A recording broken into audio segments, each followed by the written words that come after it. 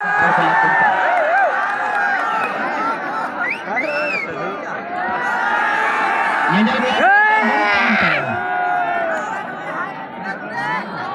बैठ के रहिए आप अपने जगह पर।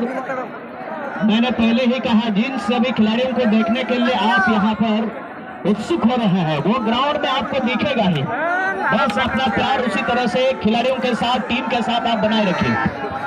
और क्या है, चौथा यहाँ पर तैयारी में थे। उम्मीद का अच्छा अटैक था, अटैक कर रहे हैं यहाँ वर्कला टीम का। और खिलाड़ी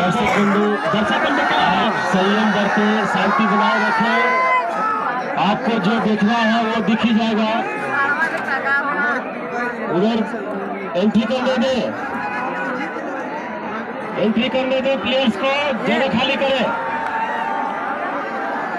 जगह खाली करे।